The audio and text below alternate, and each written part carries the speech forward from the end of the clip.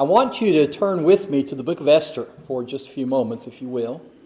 We're going to be studying that book, kind of an overview of the book.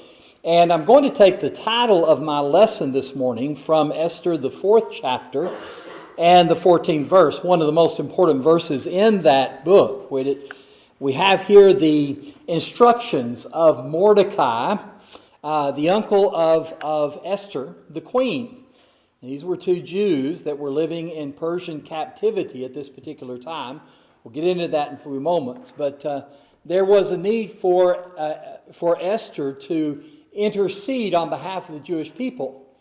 And so Mordecai told her, if you remain completely silent at this time, relief and deliverance will arise for the Jews from another place. But you and your father's house will perish. Yet who knows whether you have come to the kingdom for such a time as this.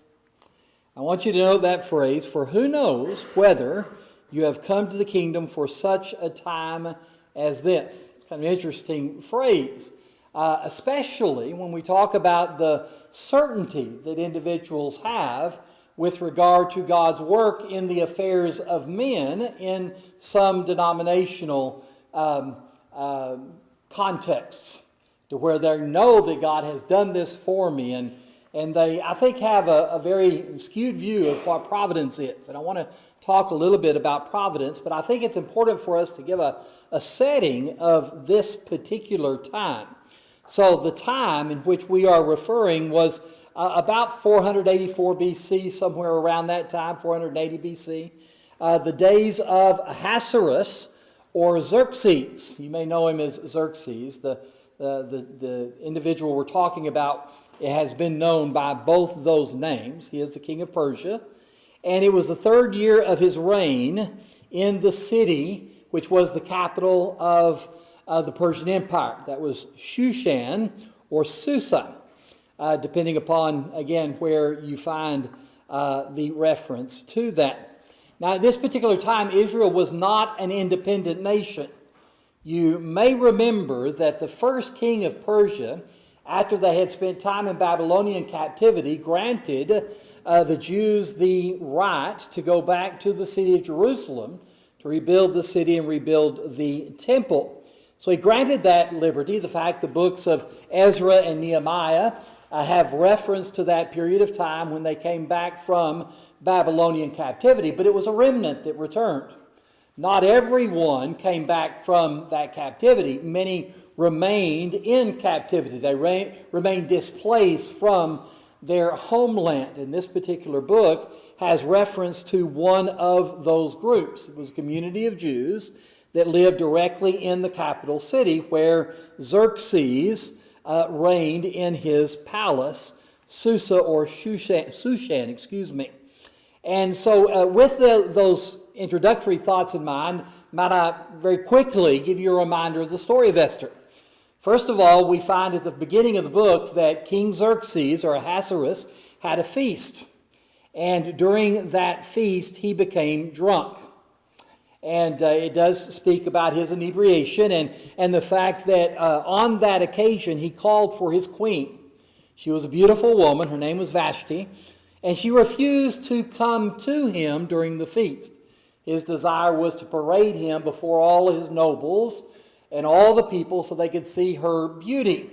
So he was proud of her. I understand that as a husband being proud of his wife. But what he asked was something that I think was completely wrong for him to ask that. Inappropriate to ask her to come and parade herself before men. We talk about the beauty of women and that inner beauty of a gentle and quiet spirit, which is very precious in the sight of God, and how that women are not to seek to show themselves as objects of desire and individuals who would be immodest in their approach. In fact, one of the things about the text that Paul wrote to Timothy in 1 Timothy, when he talked about being sober-minded, being modest, being one who has a shamed face, that is, a bashfulness, is that this kind of a parading would be inappropriate. And so Queen Vashti was deposed as a result of her refusal to do what the king wanted her to do. And a new search was made for a new queen. They searched throughout the Persian Empire, and they came across a woman by the name of Esther. She was a Jewess. Now, they didn't recognize or know that she was a Jewess, but she was Jewish, and she was chosen. Now, at the same time, you may remember that there was a man by the name of Haman, who is the villain of the book of Esther, and he was promoted by the king and became enraged because at that promotion and at his position that the Jew Mordecai, who was one of the preeminent Jews in that area, did not recognize him or pay homage to him as he thought that he should. So he became enraged by that.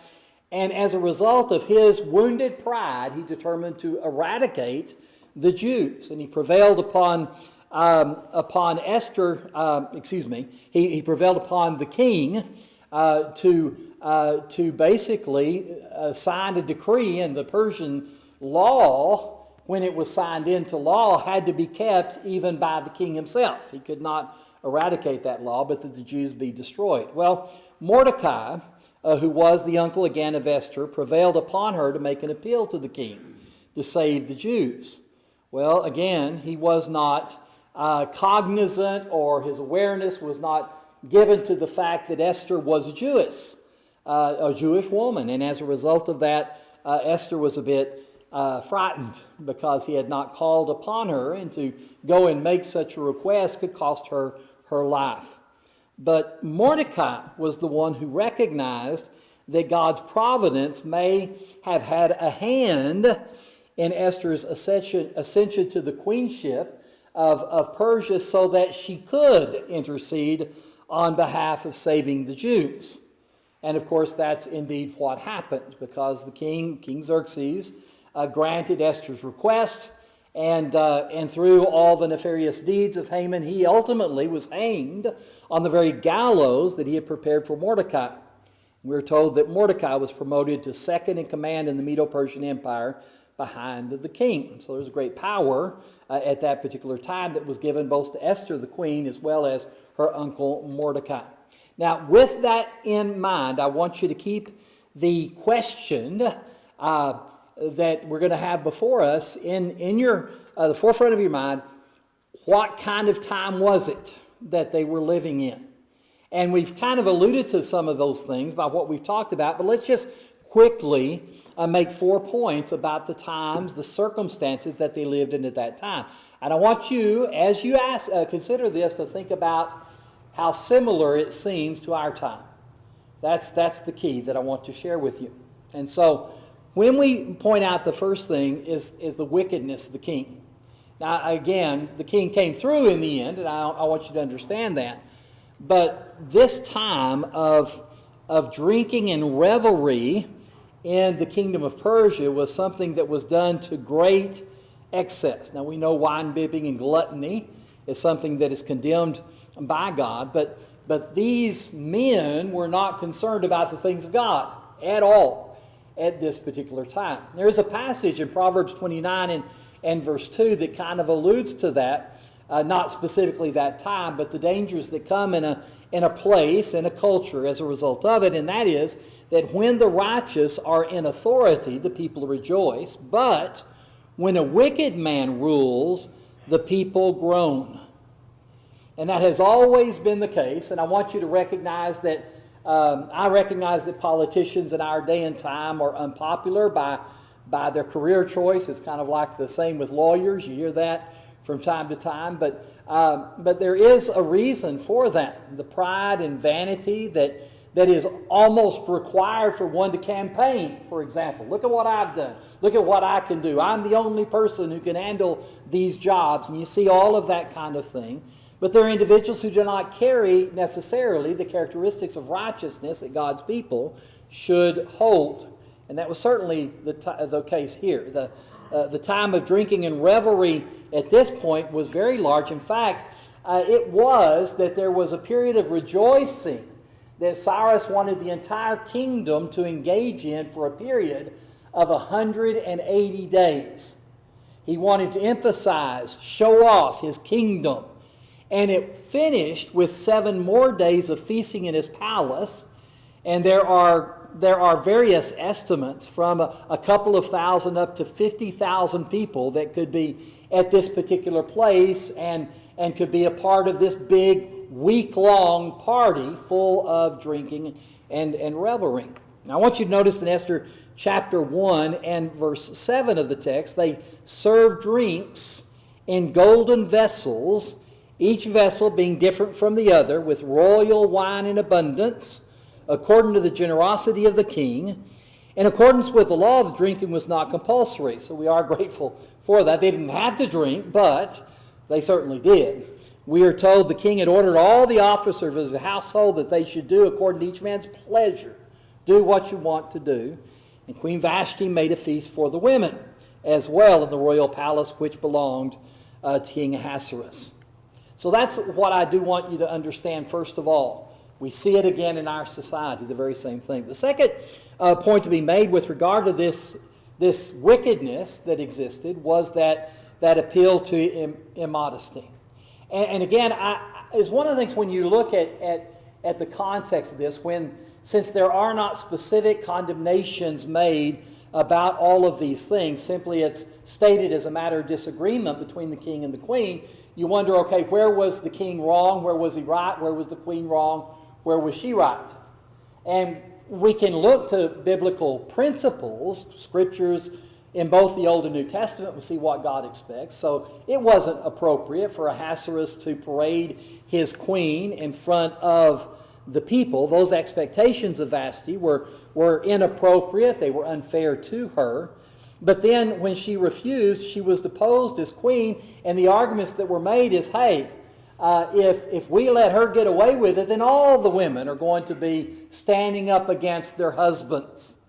Isn't that, again, something you see in our society today, where that correct view of the family relationship and the headship in the home is not something that is regarded or expected at any time. So I think there could be some fault to be had. Vashti could have, I suppose, appealed to her husband and talked about her shame in so doing, and maybe some arrangements could have been made. I don't know how that would have worked out, but instead she refused.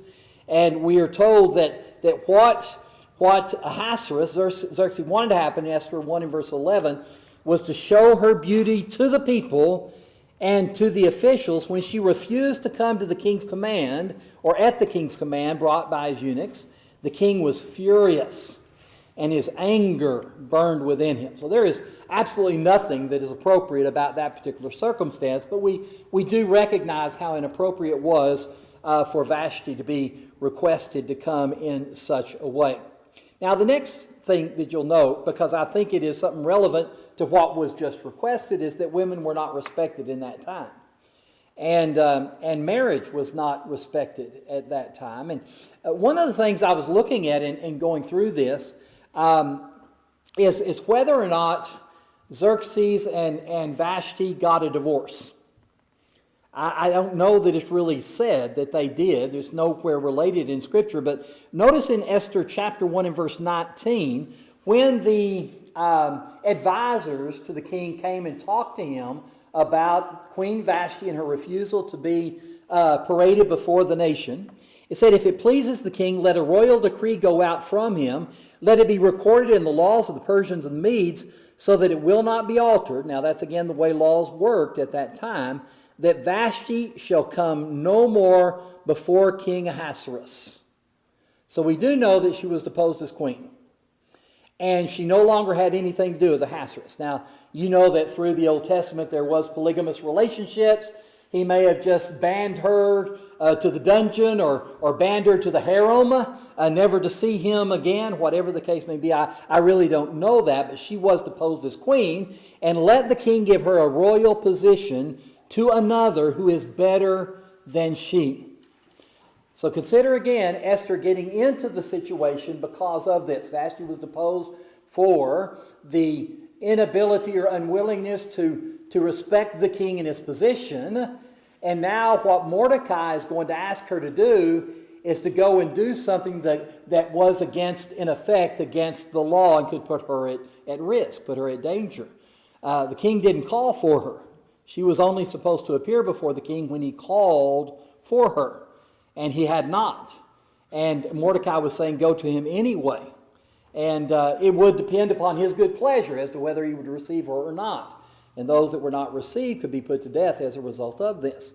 So that's the third point, or the fourth point that we want to give here. At the end of it, human life was very much devalued. All of this killing that was going on at the whims of the king, for example. But the most egregious example of this is Haman. Again, got angry because Mordecai didn't show him proper respect, and we're told in verses 8 and 10 of Esther chapter 3 that Haman went to Ahasuerus, the king. He said, there's a certain people that is scattered and dispersed among the people in all the provinces of your kingdom, and their laws are different from all other peoples, and they do not keep the king's laws. Therefore, it is not fitting for the king to let them remain. Now, do note his deception here. Haman was saying this is a national problem rather than something that I have a problem with. I want to get rid of Mordecai, and I want to kill all those who are Jews in the nation. So if it pleases the king, let a decree be written that they be destroyed. And I will pay 10,000 talents of silver into the hands of those who do the work, to bring it into the king's treasuries. So the king took his signet ring from his hand. He gave it to Haman, the son of Hammedatha the Agagite, the enemy of the Jews. Took the signet ring, gave it to Haman. In other words, put it in law, put my signet ring to it, and when that happens, it's unalterable. It has to happen. So that's just how quick they were to devalue human life, a willingness to basically have a Holocaust before the Holocaust to actually commit genocide against a people, an entire people. And so with that in mind, we do want you to keep in mind that it's a time much like today, very much like today. I think that there is the devaluing of human life, although there is a constant call about valuing human life. We recognize that at the same time, it depends on what life it is. If it's an unborn child, it is devalued. If it is someone who is elderly and infirm, it is the fact that much of our society today are in favor of euthanasia. There are problems with these kinds of things. And what you see lately with regard to the riots that are going on in our nation and the protection of those violent rioters who have committed murder and killed individuals is something that shows how we have devalued life in our society as well. But there is a second point that I want to share with you that I think is important, and that is that it was a time where God's providence was at work in men's lives. And the reason I can say that is because of those words that were stated in Esther, the 4th chapter, and verse 14 that we read at the beginning. So let's read it again, because Mordecai had a good understanding of how the providence of God works in the lives of men. God's name is not specifically mentioned, but Mordecai knew that God is the one that directed the affairs of men. Understand this, from the first day until now, God's providence has never been absent from the affairs of men. It's always been that way. There have been special times, miraculous times, times of prophecy, for example, where we could know God's divine will, and we could see at certain times actual miraculous manifestations of God's power. And that hasn't been the case throughout the history of man. We're told in the days of the judges, for example, that every man did what was right in his own eyes. Now, he raised up judges from time to time and inspired them, but that was not the constant practice at that time. There were 400 years between the Old Covenant and the New Testament when there was silence and no man heard from God directly. That didn't mean that God was not active in the affairs of men. Then there's that period of time when Jesus was on the earth and his disciples established his law, that the miracles and the signs were again raised up by God to fortify and to establish the truthfulness of his will. And then at that time, when that which is perfect, having reference to God's complete revelation, came into being, those things which were in part had passed away. Never have we ever been outside of this concept of providence. God has always directed the affairs of men and always assisted us. That's why prayer works.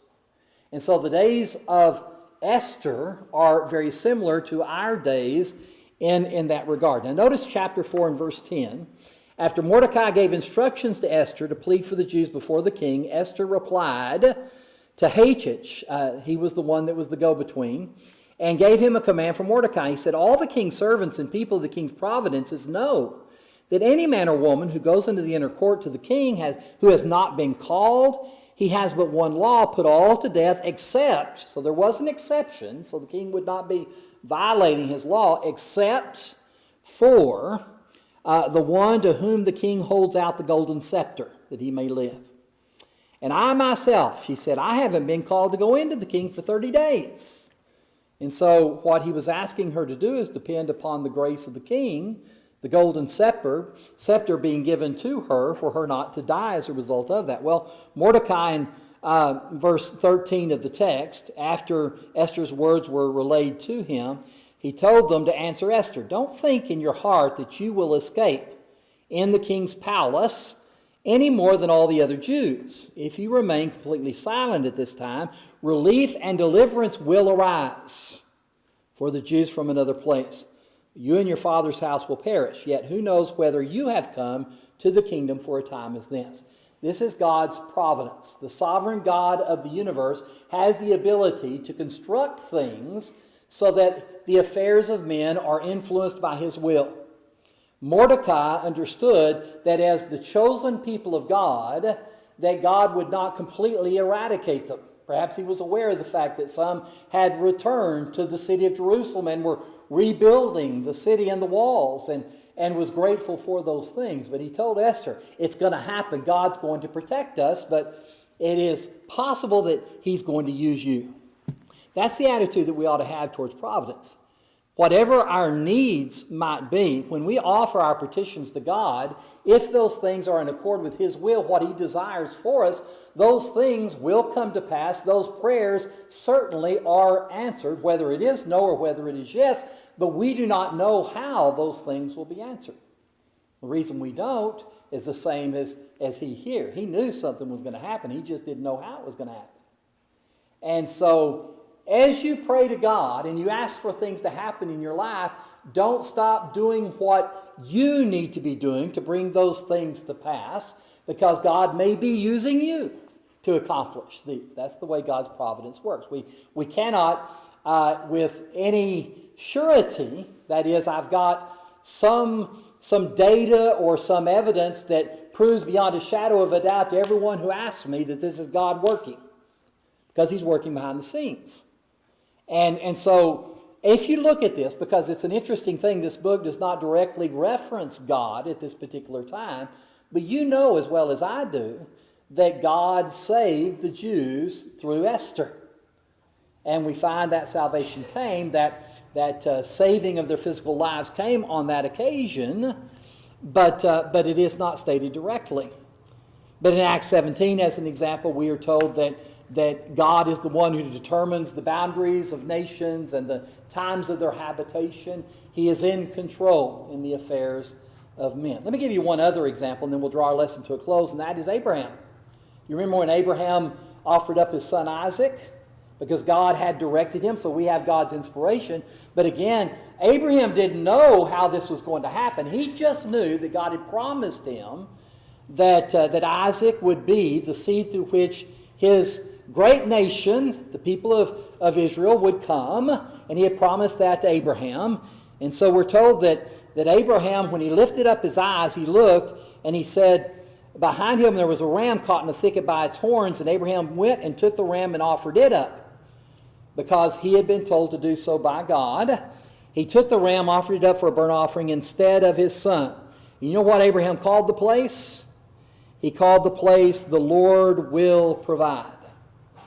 And I think that's a statement that we all need to share back and forth today. He states, the writer Moses, who wrote Genesis, states that this occasion was noted in his time as an indication of God's provision. Notice this, it said, "As it is said to this day, in the mount of the Lord it shall be provided." And we need to have that very, very same confidence. And so as we draw our lesson to a close, there's that final point that I want to make, and that is that the time that this was is a time where one person made a difference. And the lesson for us is the same. With God's help, with God's providence, if indeed it is His will, we can accomplish much good ourselves. And it doesn't take many of us. It can happen with one individual. Because regardless of when they appear in the history of man, the people of God have come in such a time as this, as it relates to their generation, and as it relates to the society of which they are a part. And that's why Jesus in Matthew 5 said, "You're the salt of the earth. If the salt loses its flavor, how shall it be seasoned? It's then good for nothing. You are the light of the world, a city that is set on a hill that cannot be hidden. Let your light so shine before men that they may see your good works and glorify your Father in heaven." And so that's the kind of time it is. The time of Esther is very much like our time today. And the importance of Esther is heeding God's will and trying to protect her people is the same that we are to do. Pray to God. Expect God's providence. Do what you can to accomplish God's will in the world today. And God is in control, and these things will be accomplished. Now, we're going to offer an invitation at this time. We hope and pray that you have no need to come forward. But if there is a need, we want you to know as your family, we love you. We'll do anything we can to help you, pray for you, baptize you if you've never become a child of God. Whatever it is that you need today, would you come?